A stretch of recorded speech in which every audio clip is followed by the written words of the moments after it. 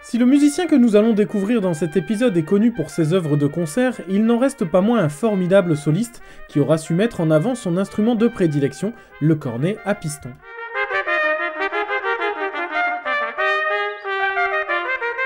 Né à Crozon en 1871, il perpétue la tradition d'Arban et le développement du répertoire de cornet à piston. Chers amis passionnés de musique et de trompette, bienvenue dans cet épisode 4 dans lequel nous allons parler de Guillaume Ballet, formidable chef d'orchestre de la garde républicaine, musicien et ancien élève du Conservatoire supérieur de Paris.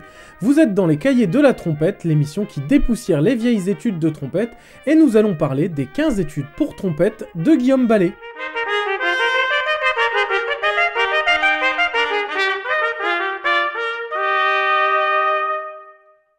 Tout d'abord, quelques rappels biographiques. Guillaume Ballet est né en 1871. Il est initié à la musique par son père qui était instituteur. Très rapidement, il se prend d'affection pour le cornet à piston. Il commence sa carrière militaire à 18 ans en 1889. En parallèle, il poursuit ses études au Conservatoire de Paris dans la classe de Jean-Joseph Mellet. Il obtient un premier prix à l'unanimité en 1894. C'est cette même année qu'il débute sa carrière de chef d'orchestre au poste de sous-chef de la musique militaire. Il étudie l'harmonie, la composition, notamment avec Vincent d'Indy. 4 années après être reçu en tant que sous-chef, il devient chef de musique en 1898, puis chef de musique de la garde républicaine en 1911.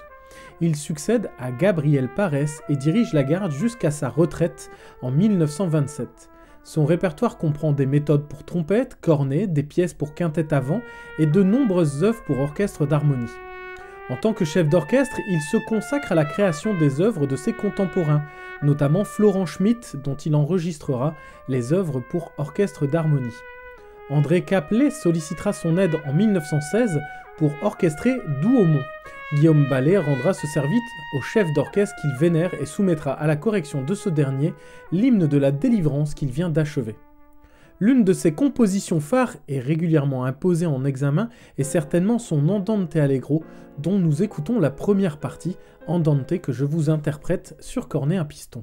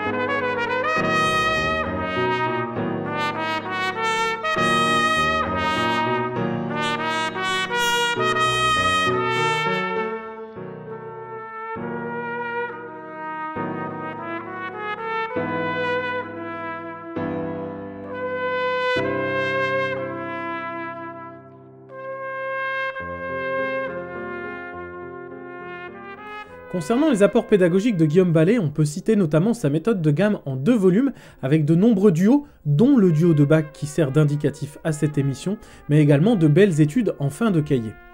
Mais c'est en 1912, alors chef de la garde républicaine, que Guillaume Ballet publie aux éditions Le Duc 15 études de trompette. Ces études d'un niveau élevé demandent une grande maîtrise technique, et ce, dès la première des 15 études dont nous écoutons le début.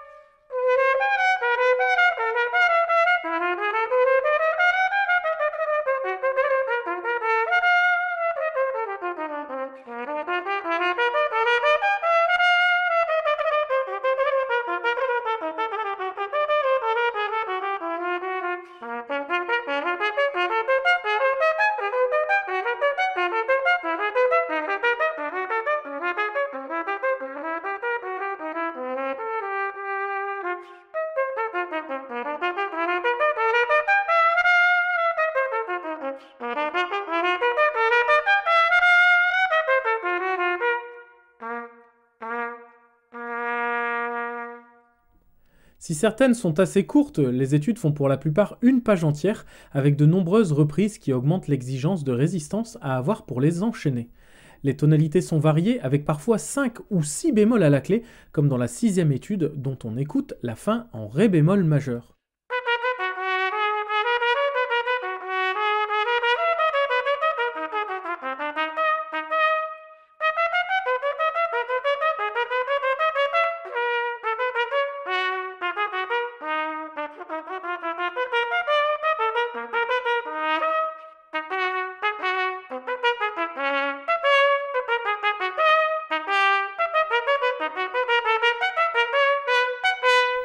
Les tempi aussi changent régulièrement, et on va parler un petit peu avec des mots savants de musique, mais c'est le cas par exemple de l'étude numéro 8, qui commence par un andantino, donc plutôt calme, qui enchaîne avec un più animato, donc un peu plus animé, qui reviendra ensuite à l'andantino, à nouveau calme, via un da capo, c'est-à-dire un retour au début. En voici justement l'andantino.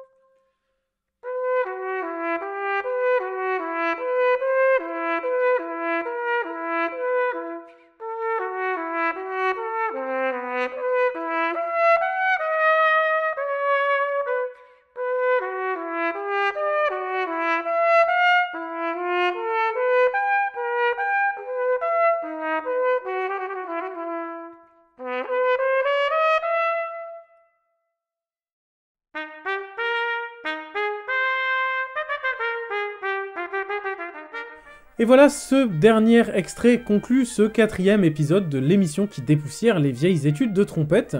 Dans le prochain épisode, nous aborderons les 20 études de Marcel Beach. Si cette émission vous a plu, n'hésitez pas à le dire en commentaire, vous y trouverez d'ailleurs toutes les sources que j'ai utilisées pour réaliser cet épisode. N'hésitez pas également à le partager, à en parler autour de vous. Sur ce, je retourne travailler mes traits et au boulot pour la prochaine étude. C'était Fabien Flamand pour les Cahiers de la trompette. Merci à tous de votre écoute.